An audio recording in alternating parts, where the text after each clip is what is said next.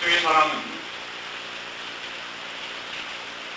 그 사람이 사는 동네에 혹은 세상에 하나님 주신 은혜의 통로가 되어야 합니다. 여러분이 사는 동네 사람들은 여러분 때문에 하나님의 은혜를 입을 수 있어요. 여러분 때문에 세상과 여러분이 하는 비즈니스, 여러분의 학교, 여러분의 회사들이 행복해져야 합니다. 여러분 한 사람 한 사람 때문에 하는 사람이 아니라 우리 한 사람 한 사람 때문에 우리 가족이 은혜를 입어야 합니다. 우리가 만나는 사람들이 행복해야 합니다. 이 교회 때문에 이 동네가 행복해야 합니다.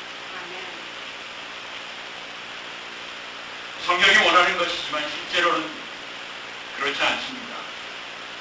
그리스도인과 그리스도인이 하나, 그리스도인이 아닌 사람, 믿지 않는 사람이 별반 다르지 않습니다. 정말 불행한 일, 사람들은 더 이상 그리스도인들에게 기대하지 않습니다.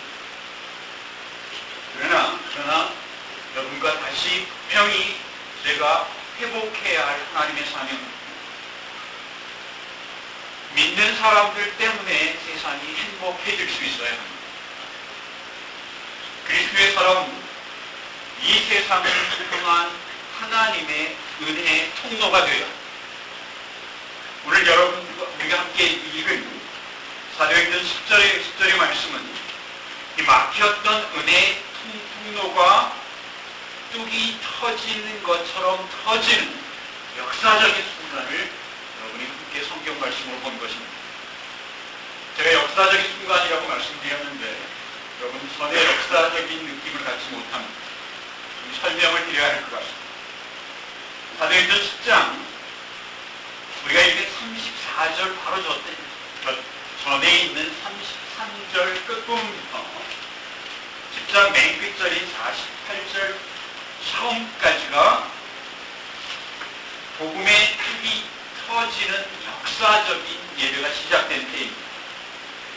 33절 끝부분에 보면 모든 것을 듣고자 하여 다 하나님 앞에 있나이다 하고 시작하고 48절 처음 부분은 예수 그리스도의 이름으로 세례를 주라 하니라까지. 이 예배는 유대인만을 위한 제사가 아니라 유대인만을 위한 예배가 아니라 이방인을 위한 최초의 예배입니다. 유대인의 완악함 때문에 막혀 있었던 하나님의 말씀이 세상에 퍼지는 그 순간의 예배를 사도행전 10장은 전하고 있습니다. 창세기 18장 18절을 보면 하나님은 아브라함을 부를 때 이렇게 말씀하셨습니다.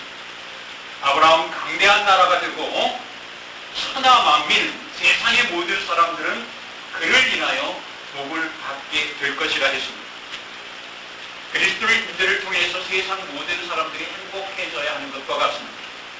아브라함만이 아니라 아브라함을 통하여 세상 모든 사람들이 복을 받게 될 것이다 라고 하나님 말씀하셨습니다. 열왕기상 8장 43절을 보면 무릇 이방인들이 주께 부르짖는 대로 이루어지리라 했습니다. 무릇 이방인이 주께 부르짖는 대로 이루사 땅에 사는 모든 사람들이 주의 이름을 알고 주의 백성 이스라엘처럼 경건하게 되리라 했습니다. 이스라엘처럼.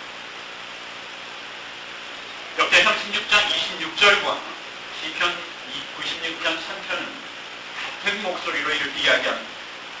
하나님의 영광을 세상 모든 나라에 그리고 그 놀라운 일을 세계 사는 모든 사람에게 선포할지라라고 했습니다. 소망의 선지자인 이사야를 통해서 하나님 또한 이사야서 55장 4절에서 이렇게 말씀하셨습니다. 내가 그를 만민에게 세상 모든 사람에게 증거로 세웠고 세상 모든 사람의 인도자와 명령자로 삼았다라고 말씀하셨습니다. 그러나 불행하게도 이스라엘은 세상 모든 사람을 위한 복음의 사명을 감당하지 못했습니다. 실은 이스라엘 사람들 마음속에는 못한 것이 아니라 할 마음이 아예 처음부터 없었습니다. 로마서 11장 7절에서 바울은 이 할 마음이 없는 상태를 이스라엘 사람들의 마음이 완악해졌다라고 했습니다. 국어사전은 이 완악하다는 말을 성질이 거만하고 모진 것이라고 했어요. 거만해, 자만해요, 오만하고 자기가 최고며 자기만을 압니다. 모질다, 성질이 거칠고 독하고 다른 사람에게 사랑을 베풀 마음은 아예 눈꼽만큼도 없습니다. 이 완악한 사람 이스라엘은 하나님의 은혜를 하나님의 뜻대로 세상에 전하지 않았습니다. 전하지 않은 것뿐만 아니라 이방 사람들을 같은 사람으로 여기지 않았습니다. 이스라엘 사람들에게 있어서 특별히 미워하는 사람들이 있습니다. 사마리아 사람들입니다. 여러분, 사마리아 사람을 이스라엘 사람들이 미워하는 특별한 이유가 있습니다. 사마리아 사람의 피의 반은 이스라엘 피를 갖고 있습니다. 그러니까 더 미워하게 되는 거예요. 자신의 피를 반을 갖고 있는 사마리아 사람들을 이스라엘 사람들은 성경을 보면 무엇이라고 불러요? 개라고 불렀어요. 개. 사마리아 사람을, 자신들의 혈통을 반이나 갖고 있는 사마리아 사람들을 개라고 불렀으니 하물며 여러분과 저를 어떻게 불렀겠습니까? 사도행전 10장에서는 베드로가 본 환상이 나옵니다. 환상 속에 10장 12절에서 베드로는 이런 환상을 봅니다. 하나님이 보자기에 먹으라고 내려주는 물건이 있는데 그 안에 뭐가 담겼냐면 땅에 사는 각각 4발 달린 짐승과 기는 것과 공중에 나는 것이 있는데 했습니다. 벌레요, 벌레. 이스라엘 사람들에게 이방 사람들은 벌레와 하등 다를 것이 없었습니다. 베드로도 똑같은 생각을 가지고 있었습니다. 함께 때문에 벌레랑 함께 자리에 앉아 있을 수 없습니다. 음식을 먹을 수도 없고 하물며 벌레와 함께 하나님에게 예배 드리는 것은 이건 큰일 날 일입니다. 하나님이 모세를 통하여 이스라엘 사람들에게 성막을 지으라고 광야에서 명령하셨을 때, 그리고 다윗과 솔로몬을 통해서 성전을 지으라고 하셨을 때 성전 끝부분에 특별한 마당이 하나 있었습니다. 그것을 우리는 이방인의 마당, 이방인의 뜰이라고 부릅니다. 이방인의 뜰에서는 아직 하나님을 온전히 경외하지 않는 이방인들이 예배드릴 수 있었어요. 이방인들이 그곳에 서서 이스라엘 사람들이 저 멀리서 제사 지내는 장면들을 바라보며 이스라엘 사람들의 제사에 참여할 수 있었습니다. 하나님이 성막을 지을 때나 성전을 지을 때 이 이방인의 뜻을, 이방인의 뜰, 이방인의 마당을 준비하신 이유가 이방인의 뜰에서 하나님을 아직 모르는 사람들이 하나님의 은혜를 눈으로 보고 알 수 있는 기회를 만든 것입니다. 그리고 나서 하나님을 경외하고 하나님의 사람이 되기를 원하면 스스로 자청해서 이방인이라도 할례를 받습니다. 그리고 나서 율법에 따라 그 삶을 바꾸고 훈련시키고 변화하는 삶을 살게 됩니다. 그러면 그 사람도 이스라엘 사람이 될 수 있습니다. 이것이 성경이 전하는 성경이 정한 이스라엘 사람의 정의입니다. 이방의 뜻들에서 하나님의 은혜를 경험한 사람, 그리고 할례를 받고 율법을 지키기로 서약하고 변화된 사람은 이스라엘 사람이 되어서 이방인의 뜻이 아니라 성전 안으로 들어가서 이스라엘 사람들과 똑같이 이스라엘 사람으로 하나님 앞에 제사를 드릴 수 있었습니다. 이사야 56장 7절에서 그리고 마가복음 11장 17절에서 예수님은 이렇게 말씀하셨습니다. 내 집은 기도하는 집인데 여기 중요한 한 가지 단어를 제가 일부러 빼놓고 말씀하셨습니다. 내 집은 만민이 기도하는 집이라고 말씀하셨습니다. 이사야 56장과 예수님이 말씀한 마태복음 11장, 마가복음 11장에서 말씀은 기도하는 집의 중요성이 있는 것이 아니라 만민이라는 말에 더 강조점이 있습니다. 이스라엘 사람들은 그 완악함 때문에, 오만함 때문에 이방인의 이방인의 마당을 무시했습니다. 그곳에서 물건을 팔았고 성전의 물건들을 그곳에 쌓아두었습니다. 이방인들이 와서 하나님의 은혜를 경험할 방법을 처음부터 막아버렸습니다. 이방인들이 하나님 앞에 나오는 길 자체를 차단해버렸습니다. 이 일을 바울은 로마서 21절 이렇게 말했습니다. 하나님이 원가지 이스라엘도 아끼지 아니하셨으니 여러분도 자만하지 마십시오라고 이방인들에게 이야기합니다. 여러분, 이방인의 복음을 위해서 이스라엘도 하나님이 아끼지 않으셨습니다. 여러분과 제가 이방인이라는 게 좀 억울하십니까? 이스라엘이 아닌 것이 좀 억울합니까?